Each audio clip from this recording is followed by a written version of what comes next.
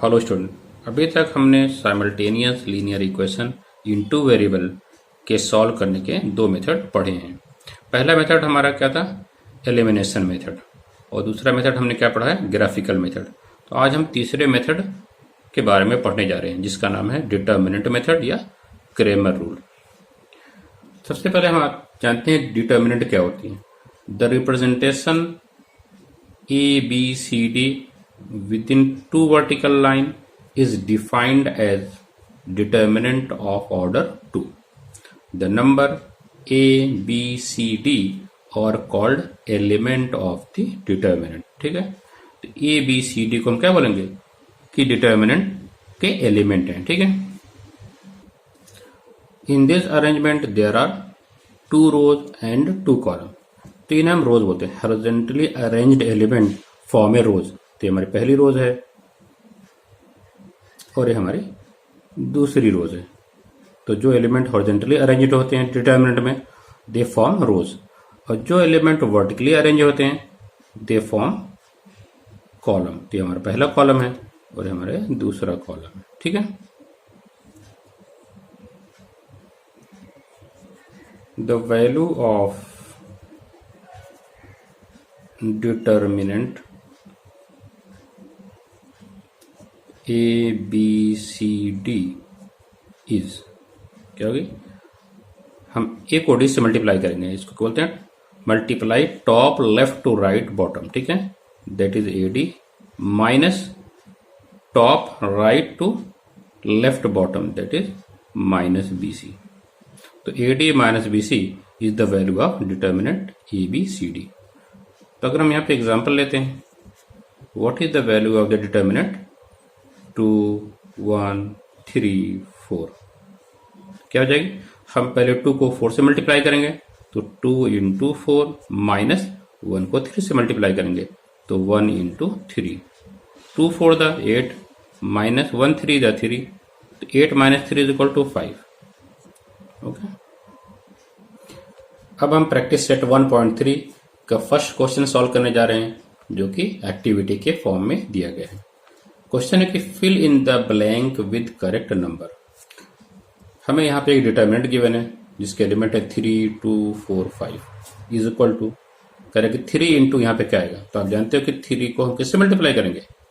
5 से मल्टीप्लाई करना पड़ेगा, डायगोनली मल्टीप्लाई करना पड़ेगा 3 को 5 से। तो यहाँ पे 3 इंटू 5 माइनस फिर किसको मल्टीप्लाई करेंगे? 2 इंटू 4, तो क्या होगा? यहाँ पे 2 आएगा, 4 तो पहले से लिखा है। ठीक है, तो 3 इंटू 5 क्या मिलेगा? 15, और 2 इंटू 4 8 होता है, जो कि पहले से लिखा है। तो 15 माइनस 8 क्या मिलेगा? 7।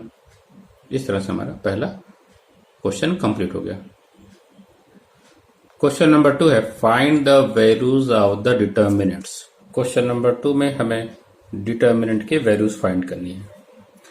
तो पहली डिटर्मिनेंट जिसके एलिमेंट है -1, 7, 2, 4, तो इसकी हमें वैल्यूज फाइंड करनी है। तो हम क्या करेंगे? -1 को 4 से मल्टीप्लाई करेंगे पहले, जैसा कि रूल है। ठीक है, तो -1 इंटू 4 माइनस बाई रूल आएगा। फिर हम 7 को 2 से मल्टीप्लाई करेंगे, 7 इंटू 2, तो -1 इंटू 4 क्या मिलेगा हमें? -4 माइनस 7 टू द 14। दोनों नंबर निगेटिव हैं तो हम इनको ऐड कर देंगे, तो 14 प्लस 4 18, और सेम साइन नेगेटिव है, हम यहाँ पे लगा देंगे। तो पहली डिटर्मिनेंट की वैल्यूज क्या मिली हमें? -18। दूसरी डिटर्मिनेंट में हमारे पास एलिमेंट है 5, 3, -7, 0। तो इसकी वैल्यूज फाइंड करना है हमें। तो 5 को पहले 0 से मल्टीप्लाई करेंगे, 5 इंटू 0 माइनस, फिर 3 को 7 से मल्टीप्लाई करेंगे माइनस, तो क्या मिलेगा? 3 इंटू -7। तो 5 इंटू 0 0 आएगा, माइनस इंटू माइनस प्लस हो जाएगा आपका, और 3 7 द 21, तो 0 प्लस 21 क्या आएगा? आंसर 21 हो जाएगा।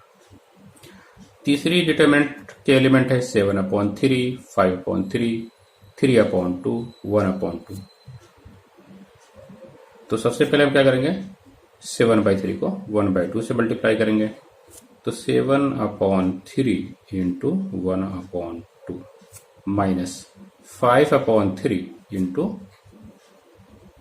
3/2। ठीक है, तो इस बार हम दो फ्रैक्शन को मल्टीप्लाई कर रहे हैं। तो आप जानते हो फ्रैक्शन को मल्टीप्लिकेशन का रूल कि अगर a बाई बी एक फ्रैक्शन है, उसको अगर हम c बाई डी दूसरे फ्रैक्शन से मल्टीप्लाई करेंगे तो क्या होता है, न्यूमेटर से मल्टीप्लाई होता है। It means a into C A C हो जाता है और b into D B D हो जाता है। ठीक है, तो इस तरह से हम क्या होगा, तो हमारे पास पहले टर्म में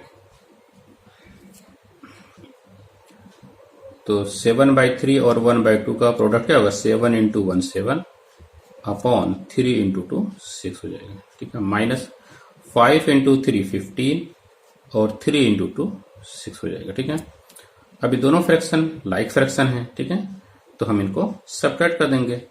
सबसे पहले हम क्या करेंगे, कॉमन एक हॉरिजॉन्टल लाइन ड्रॉ करेंगे और हम कॉमन डिनोमिनेटर 6 लिख देंगे और हम न्यूमेरेटर को आपस में सब्ट्रैक्ट कर देंगे। तो 7 माइनस 15, तो देख रहे हैं यहाँ पे 7 का साइन पॉजिटिव है, 15 का साइन नेगेटिव है, तो दोनों नंबर के डिफरेंट साइन है। तो हमें विदाउट साइन बिगर नंबर में से स्मॉलर नंबर को माइनस करना पड़ेगा। तो 15 माइनस 7 हमें क्या मिलेगा, 8।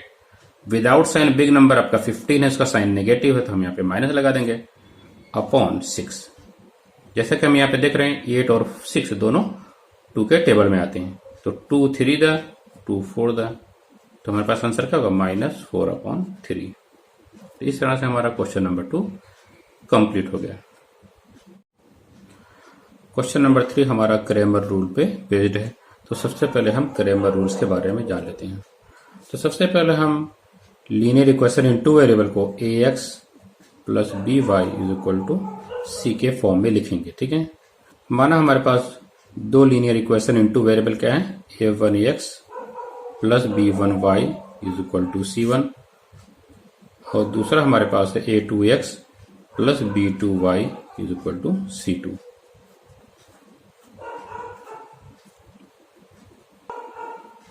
तो सबसे पहले हम d फाइंड करेंगे। तो d की वैल्यूज क्या होगी, डिटर्मिनेंट जिसके पहले कॉलम के एलिमेंट क्या होंगे, कोफिशिएंट ऑफ वेरिएबल x यानी a1 और a2, और दूसरे कॉलम के एलिमेंट क्या होंगे, coefficient of variable y b1 b2। ठीक है, उसके बाद हम dx फाइंड करेंगे, इसको बोलते हैं डिटर्मिनेंट फॉर x। ठीक है, तो इस डिटर्मिनेंट में पहले कॉलम के एलिमेंट क्या होंगे, कांस्टेंट होंगे। ठीक है, तो कहने का मतलब ये है कि यदि कोफिशिएंट ऑफ वेरिएबल x को हम एक तरीके से कांस्टेंट टर्म से रिप्लेस कर रहे हैं यानी c1 c2, लेकिन वेरिएबल y के कोफिशिएंट हमारे पास कॉलम नंबर 2 में एज इट इज रहेंगे b1 b2। उसके बाद हम dy फाइंड करेंगे।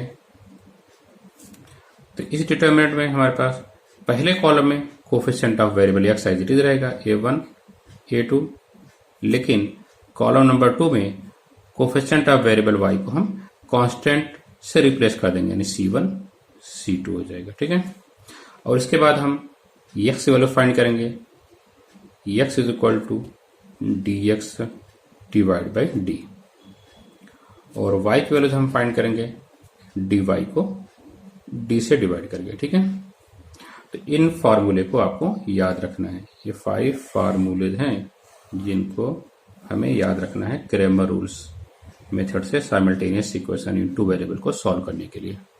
ठीक है,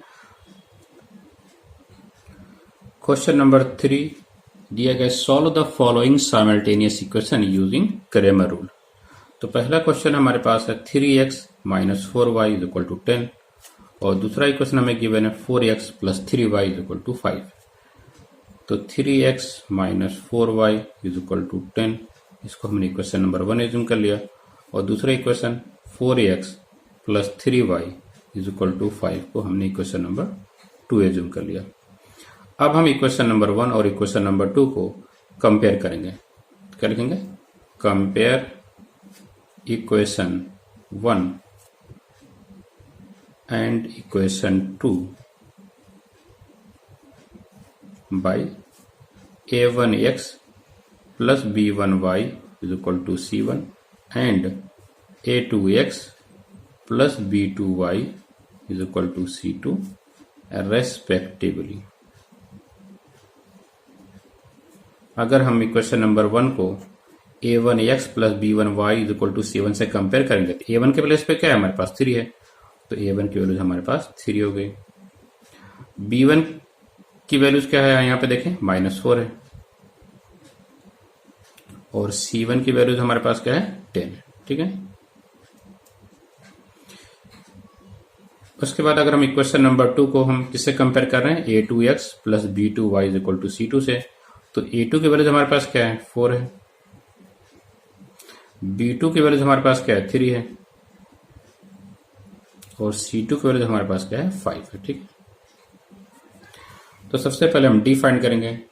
तो D का फॉर्मूला क्या है, तो D इज द डिटर्मिनेंट।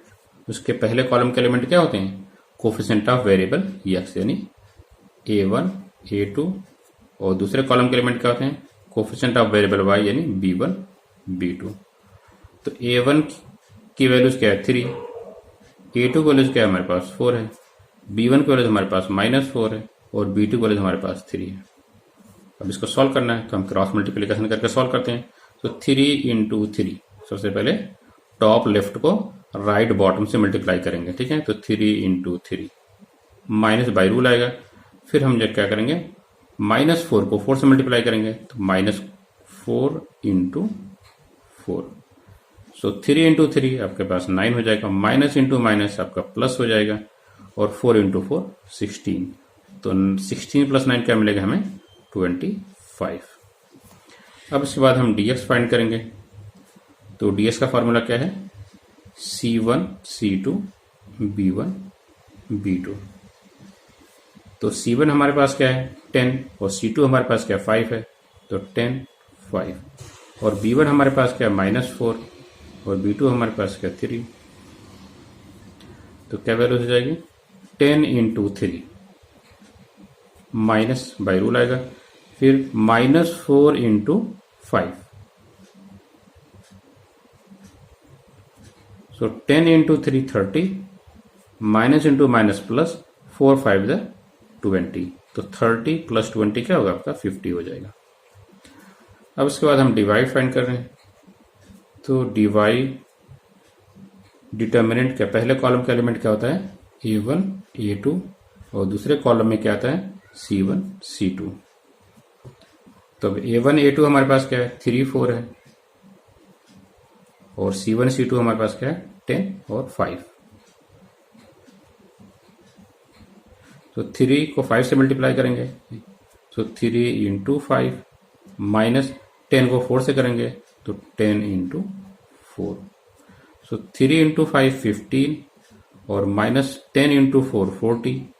तो यहाँ पे दोनों नंबर के साइन डिफरेंट हैं, हम दोनों का डिफरेंस फाइंड करेंगे। तो 40 और 15 का डिफरेंस क्या होगा, 25। विदाउट साइन 40 बिग है, उसका साइन नेगेटिव है, तो हमारे पास यहाँ पे माइनस साइन आ जाएगा। अब हम x की वैल्यूज फाइंड करेंगे। तो क्या फॉर्मूला है x के लिए, dx अपॉन d। तो dx क्या हमारे पास है, 50, और d हमारे पास क्या है, 25। तो क्या मिलेगा, 25 1 25 2। तो x की वैल्यूज में 2 मिल गई। y की वैल्यूज क्या हो जाएगी, तो dy अपॉन d। तो dy की वैल्यूज हमारे पास कितनी है, -25, और d की वैल्यूज हमारे पास कितनी है, 25। तो 25 1 25 1। तो आपके पास y का आंसर क्या मिलेगा, -1। तो हमारा सोल्यूशन क्या हो जाएगा, सोल्यूशन इज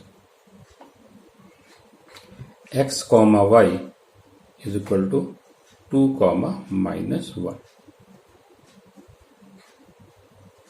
तो इस तरह से हमारा क्वेश्चन नंबर 3 का पहला क्वेश्चन कंप्लीट हो गया।